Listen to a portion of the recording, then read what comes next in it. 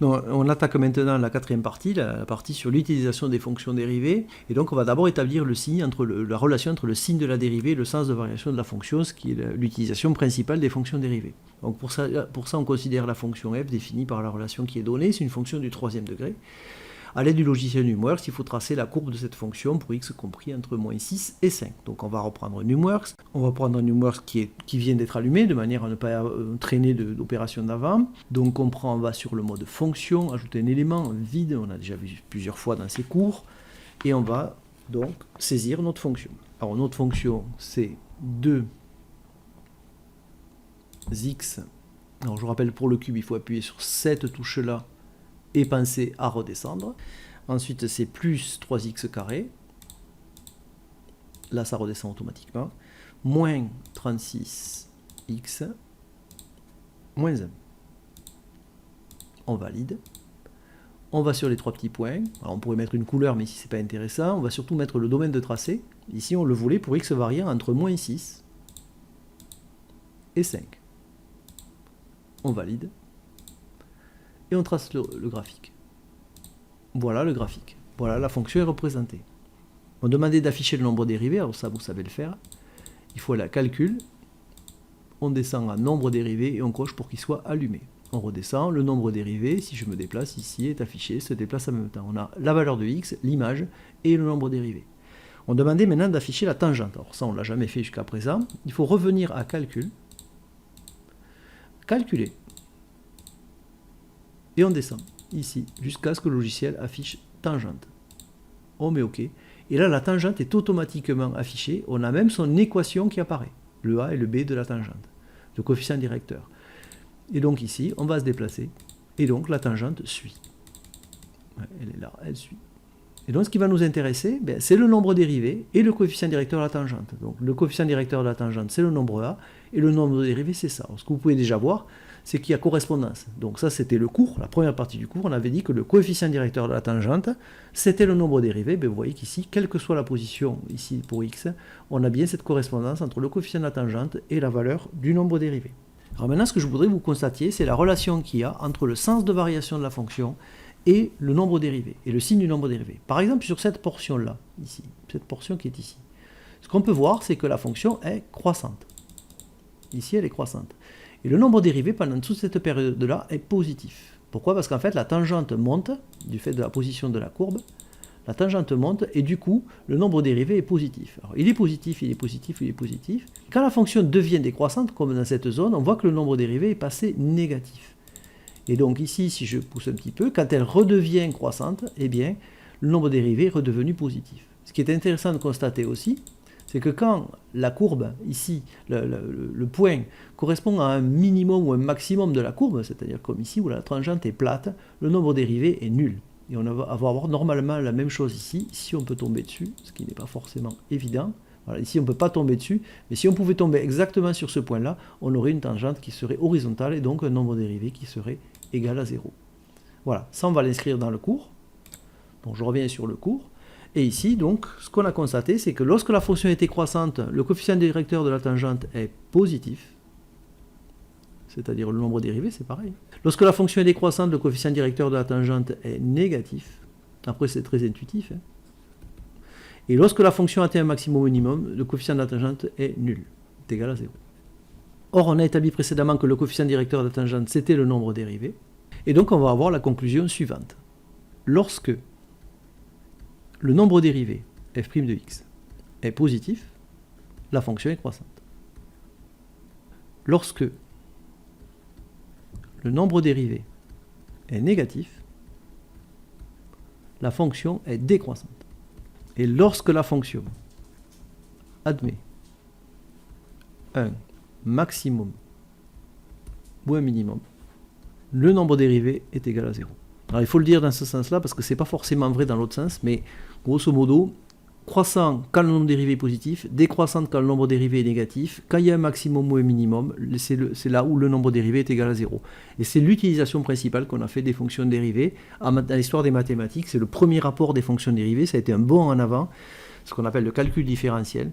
À partir du moment où on a réussi à faire ça, on a réussi à effectuer des calculs très importants qui nous ont permis de progresser techniquement. Sans cet outil, sans les fonctions dérivées, sans ce théorème-là, eh bien, pas de téléphone portable, pas de voiture, pas d'avion, pas de télévision, rien du tout.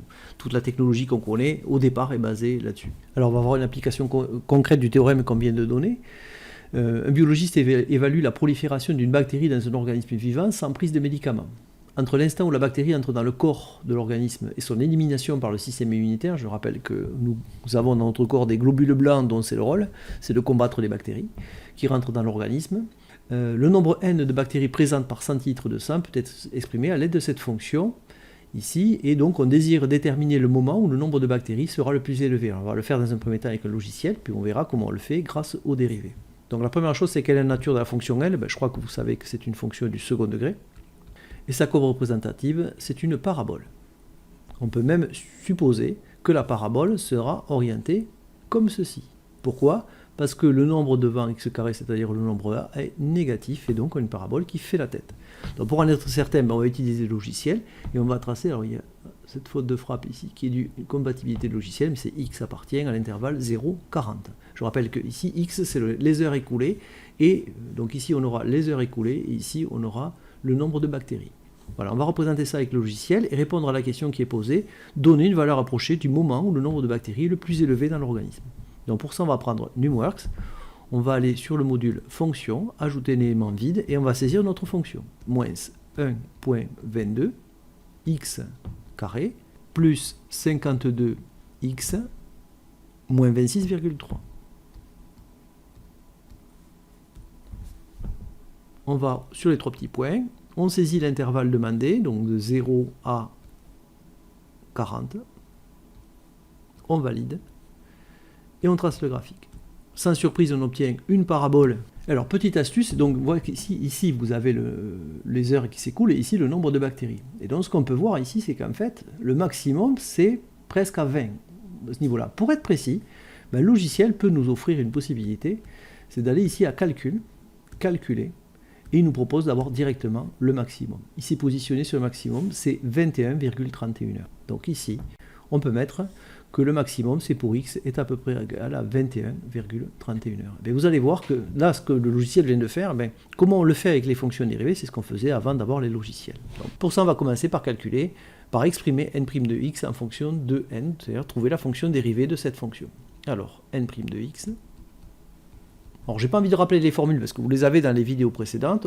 Ici, cette partie-là, on fait moins 1,22, on remplace x carré par 2x. Ici, on reconnaît une fonction affine, ax plus b, et on a a qui vaut 52, donc on garde 52. Si je suis allé trop vite, revenez sur le cours, et vous avez plusieurs exemples de calcul de fonctions dérivées. Au final, ça fera moins 2,44x plus 52. Voilà la dérivée. Alors, le signe de la dérivée, c'est la nouveauté de cette partie-là, donc je rappelle qu'ici, c'est appartient à. Voilà. Et ici, ce sera pareil, donc ça, c'est un problème de compatibilité logicielle, c'est pas très grave. Alors, le signe. En fait, le signe, c'est positif ou négatif. Et nous, ici, on va se dire, quand est-ce que c'est positif? On va dire, quand est-ce que m' de x est positif? Parce que quand c'est pas positif, c'est négatif. Donc, en fait, il suffit de se poser la question. En fait, ça revient à se dire, quand est-ce que moins 2,44x plus 52 est positif? Et ça, c'est une inéquation. On a appris à résoudre ça au début de la classe de seconde. Ça se résout comme une équation, avec une petite nuance qu'on va voir tout à l'heure.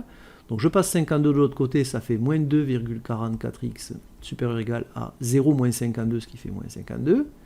Et lui, le contraire de la multiplication, c'est la division. Donc ici, on va avoir x, et de l'autre côté, moins 52 sur moins 2,44. Mais comme c'est une inéquation et qu'on a divisé par un nombre négatif, on doit inverser le sens. Je vous renvoie au cours de seconde. Et donc ça fait x inférieur ou égal, et on effectue cette opération, et on obtient à peu près 21,31. Et donc au niveau du tableau de variation, qu'est-ce qui va se passer? En fait, tableau de variation, on en a révisé un au début, juste avant ce chapitre, dans les révisions sur les fonctions, on fait varier x de 0 à 40. Et par rapport à un tableau de variation classique, on va rajouter une ligne sur laquelle on va inscrire f' de x. Ici, n' de x. En fait, tout se passe à 21,31. Ici, on a le 0.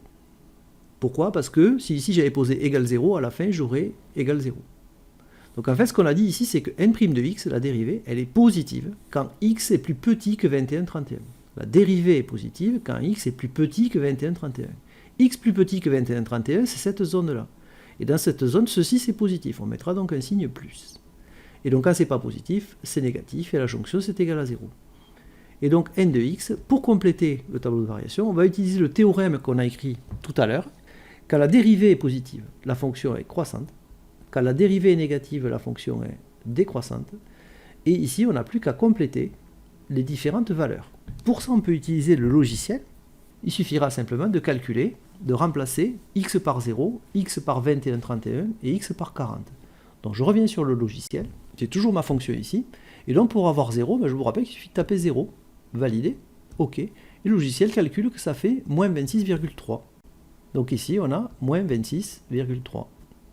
Pour ce qui est de cette valeur, on revient sur le logiciel, on tape 21,31, on valide, et on a 527,8 à peu près.